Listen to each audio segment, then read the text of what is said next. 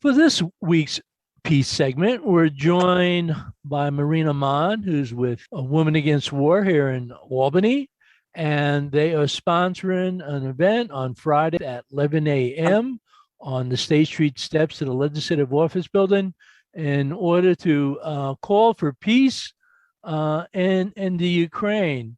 Now, Maureen, I sort of remember, isn't this how the Women Against War started so many decades ago? Maybe it was about the U.S. invasion of Iraq. You all stood in the Legislative Office Building or something? Yes, exactly, Mark. And we were thinking about that as we were deciding where we were going to stand in terms of standing with and in solidarity for with the people of Ukraine. Just before the war in Iraq, actually the end of 2002, Women Against War kind of came together organically when a number of women in their own individual concerns about the will to war against Iraq, which they individually saw as wrong and unfounded, found each other and came together saying, what can we do to witness for peace and to stand against this war? And out of that came an idea to organize a fast, a rolling fast where teams of two people would publicly go to a public place and fast for 24 hours and kind of a tandem handing off the baton, one team to the next. And originally the plan was that would go on for a short period of time. And in fact, it lasted for well over a month because that many women felt the same angst and desire for peace. So to announce that and then to celebrate its conclusion, the women who fasted came together on the steps of the LOB, dressed in black, in a kind of solemn solidarity move to say we are against war and for peace and for finding all of those ways that can lead us to peace over and against those that lead us to war. So in a desire to kind of replicate that energy and to stand together in solemn solidarity, we are going to meet, as you said, on Friday, the 8th. We'll be meeting on the steps, the outside steps, because right now the inside steps are not available to the LOB. They're not hosting events right now. So we will be in public. We are inviting people to dress in black because, again, that underscores the solemn depth of our commitment to peace and our sadness over the sufferings of the people of Ukraine and the people who suffer under all forms of war. And we will stand in silence for a half hour. We have a statement that we will be making. And we will end with one beautiful song that invites us to see ourselves from the perspective of this tiny blue-green beautiful planet, where there are no boundaries and where we long mutually for peace, the mutual inhabitants of this planet. So that's basically it. We're asking people to gather at about 20 minutes to 11 on Friday morning, if they would like to come. And basically, that's the plan. And it's open. So what are some of the demands that Women Against War has? What are the most critical first steps towards peace in the Ukraine? Well, basically, we are asking that our government advocate in all ways possible for a negotiated ceasefire, immediate ceasefire. Obviously, right now, weapons seem to be the tool that we're using. More and more weapons to bring some kind of balance to this terrible invasion and all of the suffering. But in truth, the only solution will come through a ceasefire.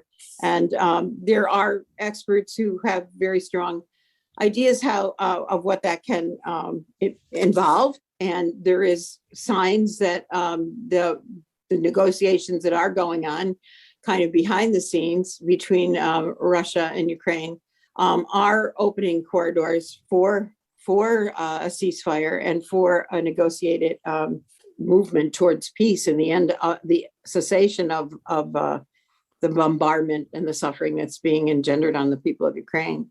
Now, there's certainly been some divisions within the peace movement in the United States. I think most groups, would say the invasion is wrong, but they also sort of recognize that, the United States had at least some role in trying to provoke the invasion. But as you mentioned, are there any military solutions to this? And do we worry about the escalation of the Cold War and particularly, the possible use of nuclear weapons? Well, obviously, that's one of the imperatives that drives the absolute necessity of finding a way to come to a negotiated settlement. Because I was just reading a recent report from the Quincy Institute for Responsible Statecraft, written by a Russian scholar expert Anatol Levin, and a couple of other scholars with the institute, and basically they outline the dangers that exist the more this war is protracted and the more we don't find, I guess there's a term that perhaps is not totally helpful, but the term off ramps to end the military actions that are going on, and to move towards some kind of a settlement. For example, the Ukraine obviously needs to have its sovereignty guaranteed and its independence guaranteed. Russia needs to have a guarantee that NATO will no longer continue to creep up to its borders. Russia needs to, the sanctions need to be employed in order to affirm the seriousness of the West in supporting Ukrainians over continued war. But there needs to be a way to end those sanctions so that the dire effect, which experts predict can be economic recession globally, starvation globally, that we have to find ways to come to peaceful resolution. And also, in reference to what you're talking about, the post-collapse of the Soviet Union, failure to perhaps listen to the Soviet fears for their own security, we need to begin to move towards finding ways to develop a different premise for future European security. NATO is essentially a militaristic solution that was premised on the existence of the Soviet Union. And when that no longer existed, the doorway might have opened for a different kind of security arrangement. We only have about 90 seconds left.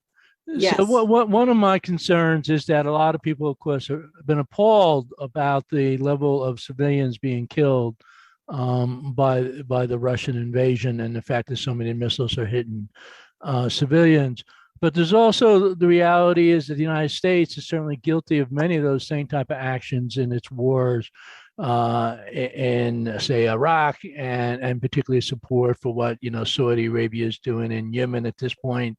In the last minute, how can you get the American people to sort of say, basically, war is a war crime, and that war always ends up killing civilians. It's always bad, and the real solution is to say no more wars. In 45 Mark, seconds.